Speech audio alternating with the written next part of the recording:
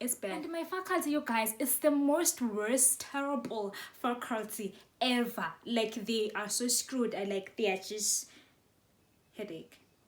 Big. I don't like stress. I'm not the kind of a person who likes stress. I cannot take the chances, girl.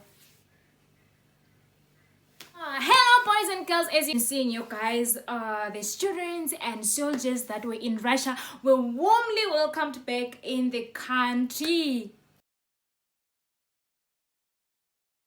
Yes, they were back in the country successfully, healthy. I don't know about healthy, but we'll see about that. I don't know about healthy, but all thanks to our government for repatriating all the Swazis, okay, not all the Swazis, those that wanted to go back home from Russia to Swaziland or Eswatini, if I would say, because of the pandemic. It has been like insanely increasing, yeah, like recording 11,000 plus cases a day. We are dying. So yeah, but I know that you have been seeing all that, and I've heard people asking me that, why aren't you home? Hey, are you home? Where? Hey, hello. No, I'm not. I'm here. And if you want to know how come I'm still here and why I didn't go home along with them, stay tuned for this video so you will get to know why. You will get to know why. At first, when we were told that whosoever that wants to go home because of the pandemic, there are chances of us being taken back home. But at first we were told that we would have to buy our own tickets to Ethiopia, where the plane from Swaziland would come and fetch us, because that is how repatriated. Oh goodness, it's a big word. Students that were from USA, UK and Canada, I think. So yeah, at first I was like, looking at the price tickets from Russia to Ethiopia, I was like, girl, you are not going home. It was kind of sort of expensive because I didn't really have money budgeted in such a short notice, you know, that kind of a thing. So I just told myself like, no, I don't think I'm going. And the fact that I would have to leave my city to Moscow or any other place or any other country, maybe Belarus, Turkey, before I can take another plane to Ethiopia, because apparently there's just no plane that is straight from my city, which is Krasnodar, to Ethiopia. I was looking at that, I'm like, imagine I'll be like using one airport to the other, and man, what if I get infected while trying to find my way to Ethiopia? Like, hey, you guys are like, no,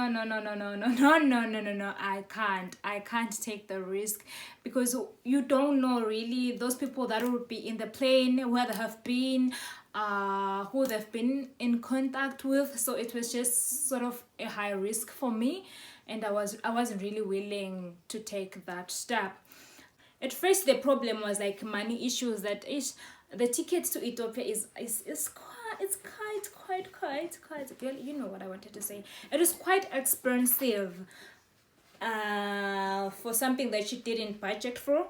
But then there were rumors that maybe we will go after our exams, that is like somewhere around June, because we also have students that are graduating this year, but they still haven't finished, you know, their courses and their exams and all that stuff. Also, there were rumors that maybe somewhere around June, that is when we'll go home. I'm like, okay, cool. Probably by then I would even have money to buy the ticket to Ethiopia. That would be like so nice. I mean, it's even cheaper than just buying your own ticket like straight to home. But then, while we're just, okay, we still have time to figure ourselves out, you know, figure our businesses, how we're going to do things. Now we're leaving, like the plane will be here on the 6th. What?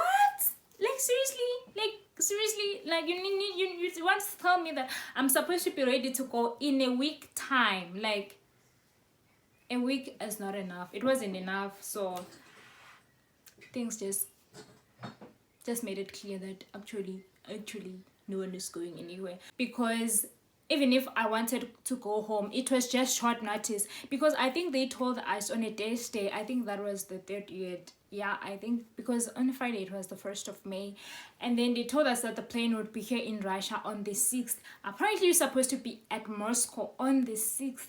imagine that. It was just so not possible because that was a Thursday and Friday it was a holiday, and then there was Saturday, Sunday. That is like a whole like a weekend. Obviously, it means I had Monday and Tuesday to find my way to Moscow. How is that possible? Like, how is it possible? And mind you, you can't just wake up in the morning and say, boom, I'm good, I'm going to Moscow, considering that most modes are like most transportation. So there was just no way I could just wake up in the morning and go to Moscow like that, because you need to get permission, you need to book flights, you need to do all that stuff. It was just not possible. It wasn't. So I was just here like, oh my goodness, okay, even if I wanted to go home, it's not happening. It's not happening because the airport here is shut down, and then I think the train station too isn't really working. If it is working, it's only for a couple of hours, so there was no way. I can't take a taxi from here to Moscow because there's like a day. It wasn't just possible. So I was like, okay, even if I wanted to go home, bye, I couldn't. And the fact that you have to find the permission, you need to go to your school, you need to contact the decan, you need to write letters and explain why you wanted to go home and all that stuff. I am not the kind of a person who likes stress. I don't like being stressed, so I try to avoid any way I can be stressed. So I just couldn't. And the fact that I would have to be speaking Russian, my goodness. So I was like, okay, bye. The chance of going home, I just kiss it goodbye. Like, but then that wasn't really the main issue, because the issue was school. That's my main reason I didn't come back.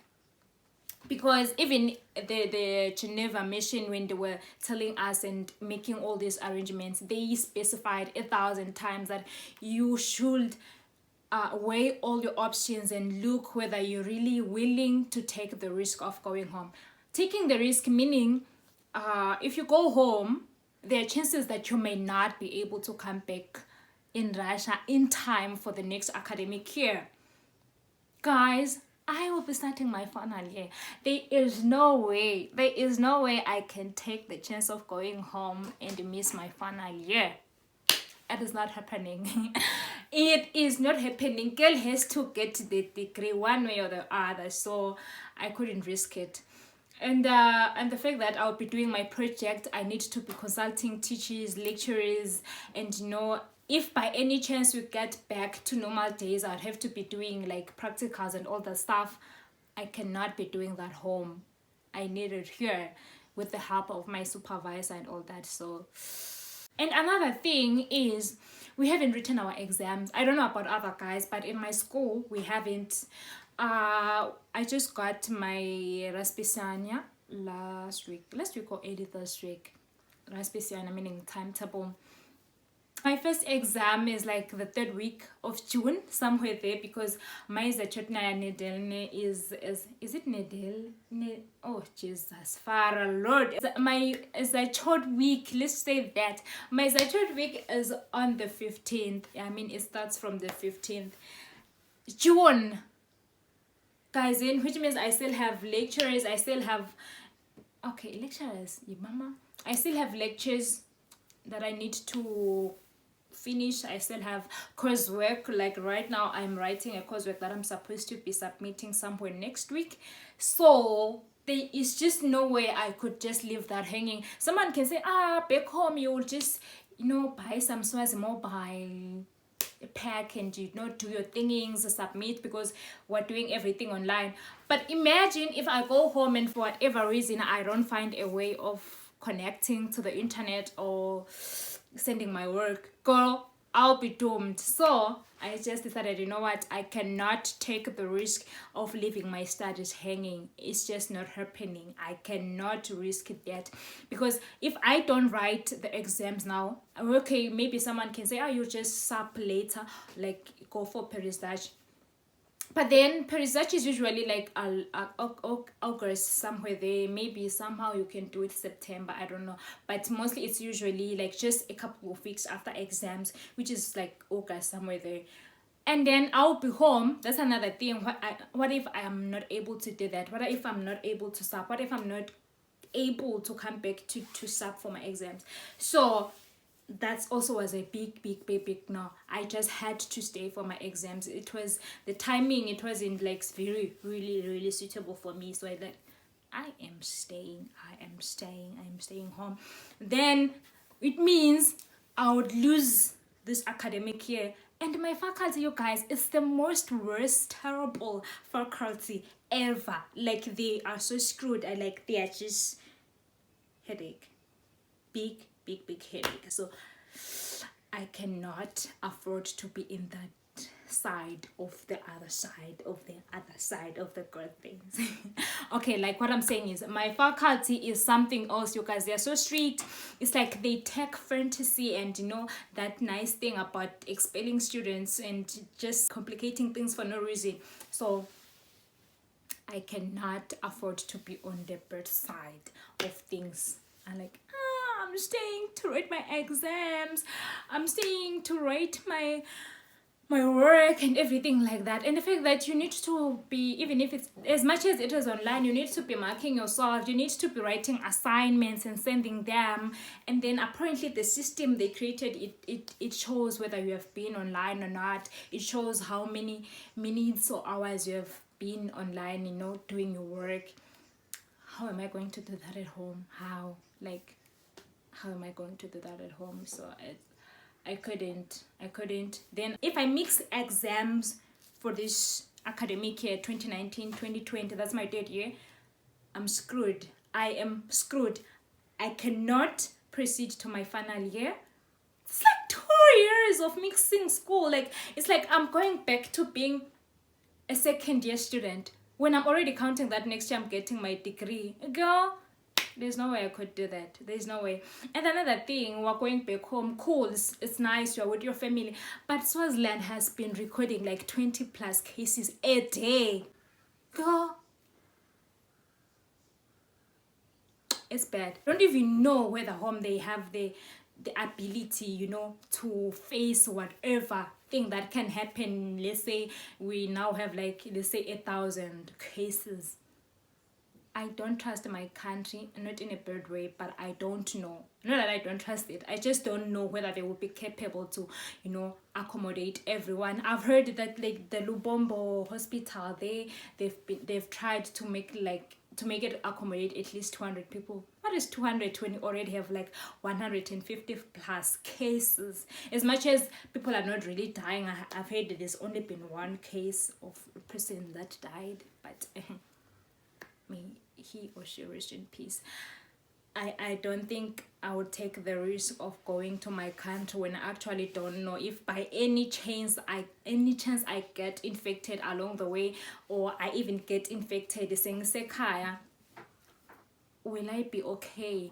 Will I have the necessary medical attention and all that? I couldn't take that risk. At least here, as much as I'm in my hostel, but I feel like they are trying their best to make sure that we follow the rules, because back home I feel like the people are not even really tamed. No one really cares that much about how serious this thing is. At least here I'm in my hostel, they come to check our temperatures.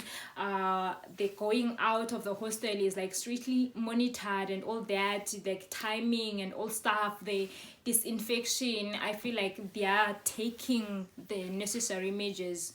Here where I am, I was I'd rather stay in my room and try just to be as careful as much as I can, rather than exposing myself to the world out there. So yeah, that's why I decided to stay. And the fact that in Swaziland we don't have the embassy, we need to use the Mozambican embassy, like Russia, Mozambique kind of a thing. It's another thing. I cannot afford to go home because the stress. Like I said, I don't like stress. I'm allergic to stress. So those who had their stuff and who were able to do things happen, they left and we remained behind. I couldn't. So yeah, before I go, I would like to shout out to my girl here, Amanda, who just started her channel. Please like, subscribe, share, comment. Her link will be in the description box below, okay? Bye, you guys.